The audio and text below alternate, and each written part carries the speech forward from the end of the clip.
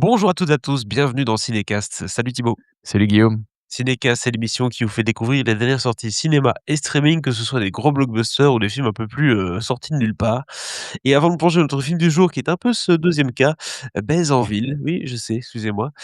Pensez à vous abonner sur la plateforme de votre choix, à liker la vidéo si vous êtes sur YouTube ou à laisser un avis sur votre application de podcast favorite. J'espère que YouTube ne va pas nous censurer à cause du titre de ce film, c'est Ah possible. beh, pas sûr qu'on puisse la monétiser celle-là. Déjà que tu as vu qu'il y a un coiffeur, en Wallonie qui s'est fait fermer sur Facebook parce c'était genre au baiser de Benoît ou un truc comme Non, ça, non, et non, ben le non, mom c'est pas un coiffeur, c'est un pâtissier, un pâtissier, et pardon, c'est ça. de la ville, d'où je viens, donc oui. Je vois qu'on suit les mêmes actus. Alors, Baise-en-Ville, ça sort le 28 janvier en France et en Belgique. C'est une comédie signée Martin Javot à la réalisation, Jova pardon, Javot, c'est quelqu'un d'autre ça. Martin Oui. Jova à la réalisation, Martin Jova également à l'écriture, avec Martin Jova, Emmanuel Berco, William, Lebguil et aussi, notre ami Michel Hazanavicius dans un autre rôle, un peu moins certes, mais il est quand même là. Alors de quoi ça parle ce film? Bah, écoutez, ça parle de Sprite déjà, un nom un peu original qui se retrouve coincé dans un petit paradoxe parce que, sa mère le menace de le virer de chez lui, et en plus il est un peu en manque de thunes, en manque de galère. Il doit, passer, son permis pour trouver un travail, mais il a besoin d'un travail pour payer son permis, hein. Cette espèce de boucle, intemporelle dans laquelle on est quand on est jeune, hein. On a besoin de thunes, mais en même temps il faut de la thune. Enfin bref, c'est un peu un concept particulier. Heureusement, Marie-Charlotte, sa monitrice d'auto-école, va lui prêter, un Baise en ville. Alors c'est quoi un Baise en ville? On en parlera, et je propose d'ailleurs qu'on regarde un extrait de la bande annonce, si vous arrivez toujours à me suivre. Moi, je suis coincé dans un paradoxe, en fait, gros. Ah oui, un paradoxe. Genre, pour avoir un taf, il faut le permis, sauf qu'il faut que je trouve un taf pour payer mon permis. Pour ça, je me disais, tu peut-être un petit plan, toi, tu vois, derrière les fagots. Je te préviens, ça risque d'être un truc de bonhomme, hein. I'm a culinary masterpiece. On vient pour le travail. Venez. On est spécialisé dans le nettoyage de teuf à domicile. Et ils peuvent appeler de n'importe où, genre de Sergi Pontoise.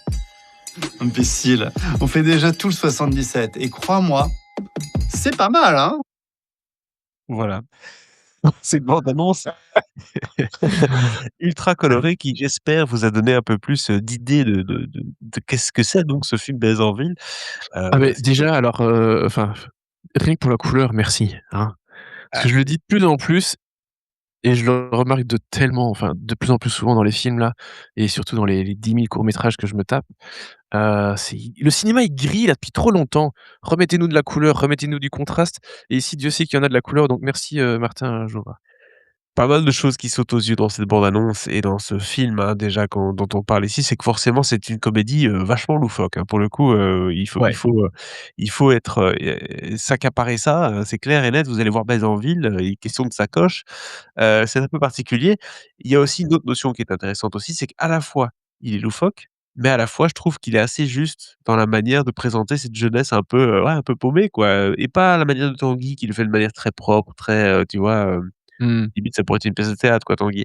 Mais là non, vraiment il prend certains codes de la comédie, pas les codes de Philippe Lachaud et ça, Dieu merci, plutôt des codes en effet, bah, notamment d'un père spirituel qui est dans le film, hein, Michel Hazanavicius, et ça, moi, en tant que fan de comédie de manière générale, je ne peux qu'applaudir quand je vois quelqu'un qui débarque comme ça sur la scène et qui ose aller faire ce genre de film-là avec, peu de moyens et avec pas mal d'idées.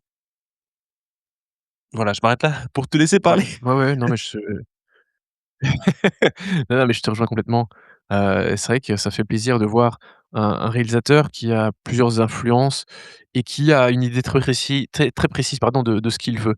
Parce que c'est un truc qu'on disait entre nous, avant de lancer l'enregistrement, c'est que, c'est un film qui a peu de moyens, on le voit, mais en même temps, comme, Jova a une idée vraiment très, très précise de ce qu'il veut, du rythme, de son environnement, de ses décors et cetera. En fait, ça fait pas cheap, genre: «Tu as pas eu assez d'argent». Ça fait genre l'économie de moyens et qu'il y a quelque chose, qui donne quelque chose de cohérent, en fait. Qui donne quelque chose de cohérent au niveau des décors, des costumes et cetera et de l'atmosphère, en fait, qu'il veut donner à son film. Ce côté feel good, j'ai déjà parlé un peu des couleurs, en introduction. Donc voilà, il y a quelque chose de très précis qui fait que ça fonctionne et au niveau de l'humour pur, loufoque, oui, réaliste effectivement et même j'ai parfois envie de dire aussi quelque part surréaliste, alors que pas du tout. Dans l'absolu, tout est un peu crédible, tout pourrait se passer en vrai, mais il y a ce truc un peu de légèreté et de tu sais, dans la façon de dire aussi les choses. Tu te dis: «Bah, en fait, non». Il y a quand même ce truc un peu genre, tu as l'impression que c'est pas vraiment la vie réelle, tu vois? Parce que Oui, en vrai, le pitch et tout, que ça se passe comme ça, oui, bien sûr, tu as besoin du permis pour avoir un taf, mais tu as besoin d'avoir de l'argent pour payer ton permis et cetera. Tu as l'impression d'être dans une espèce de boucle, bien sûr. Mais après la façon dont il va essayer enfin, ce qu'il va faire pour s'en sortir, tu as un petit peu ce côté, tu vois, un peu surréaliste. évidemment, c'est Alors que too much. voilà C'est too much, et exactement. ça, il le gère très bien, en fait, ce mélange, dont tu parlais. Exactement et donc on a parlé du fait, hein, comme tu disais, il y a peu de moyens, mais chaque scène est bien utilisée, notamment, pour les accessoires et cetera. On le voit dans la manière dont c'est filmé dans le camion là, à l'eau Ouais. Nettoyo. Tout est bien rangé, il y a le tu vois, tout est nickel à l'écran, un peu presque à la Wes Anderson, j'ai envie de dire.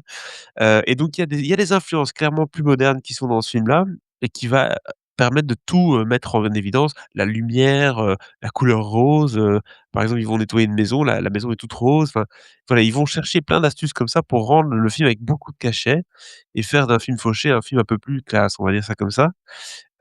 Et sans parler du casting évidemment, hein, il va chercher un casting intéressant. Je parlais Ah ouais. d'Azanavicius dans un rôle de père un peu spirituel, mais on a quand même Emmanuel Berco, William Legbill qui est pas à sa première comédie non plus.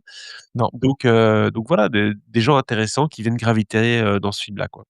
Bah, en fait, il a déjà son petit univers parce que Martin Jovois, c'est son deuxième long métrage, en tant que réalisateur. Il a fait un film qui s'appelait Grand Paris, il y a 2-3 ans, et dans lequel il y avait déjà William Lebguil et Sébastien Chassagne, hein. Sébastien Chassagne qui incarne Ouais. donc Rico, le patron de cette, bah, de Allo Nettoyo. D'alibi.com presque. Ouais, oui. Un peu, mais donc voilà, clairement, il a déjà son petit pool, de comédiens visiblement et il en rattache Ouais. encore d'autres, hein. Tu as Mmh. dit effectivement Michel Hazanavicius, Emmanuel Berco, il y a Anaïd, Rosam aussi, Oui, il y c'est a vrai, Géraldine Payas, hein, qui joue sa mère, il y a Jérôme Niel aussi, c'est vrai. heu donc voilà, il y a quand même pas mal de gens qui sont dans ce film et clairement qui lui font confiance alors que c'est son deuxième film. Le film était à Cannes d'ailleurs, hein, à Bézanville, sachez-le.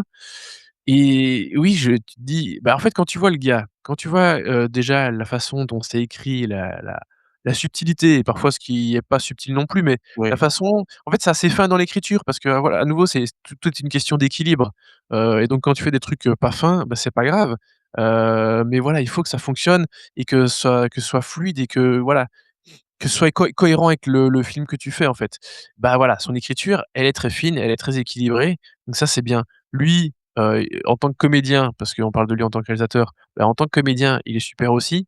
Il dégage un truc un peu, naïf, un peu je m'en foutiste, dans ce personnage qui est assez génial, qui enfin, je m'en foutiste, oui et non, parce qu'il va quand même essayer de s'en sortir, mais en même temps, on sent que ça le fait chier, quoi, donc voilà, Très il dégage Orelsan en vraiment un fait, truc, hein, très chouette. Oui, un peu, c'est vrai, un évidemment. peu. Bah, clairement, il est nonchalant, il est tout ce que tu veux, voilà mais ça fonctionne vraiment bien, donc voilà, en tant que réalisateur, en tant que scénariste, en tant qu'acteur, bah, voilà, Martin Jovois, clairement, il a quelque chose, il a du talent et là, il l'a bien, bien montré avec ce film, quoi.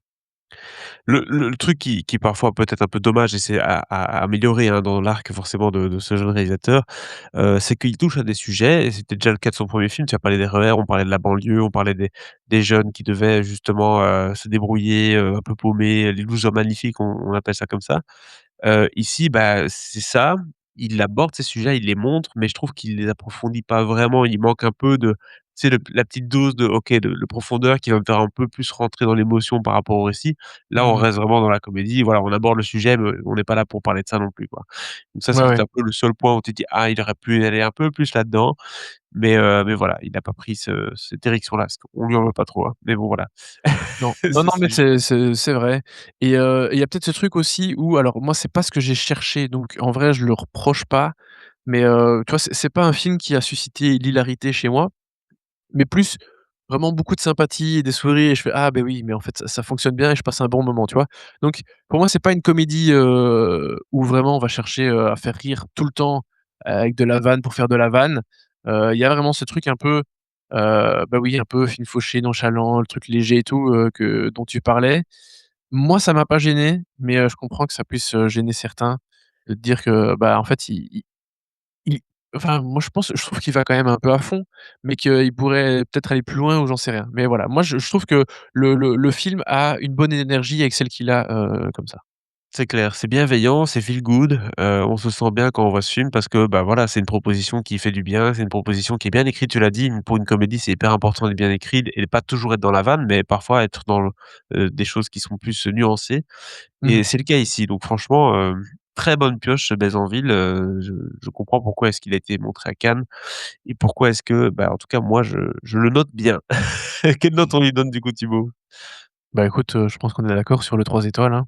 On est d'accord. Pour un train 3 étoiles du film de Martin Javot, je me suis trompé. Jova. Martin Jova, du coup, il y a que les Belges qui connaîtront plus ou moins la blague, mais c'est pas grave. Martin Jova, du coup, 3 étoiles pour ce Baise en ville qui sort donc le 28 janvier au cinéma. N'hésitez pas, hein, si vous aimez la comédie française et que vous trouvez que c'est pas assez original, bah, vous avez ici une belle proposition pour vous clouer le bec. Abonnez-vous au podcast sur la plateforme de votre choix et voilà et on se suit pour de nouvelles recommandations. Salut, Ciao, ciao. ciao, ciao.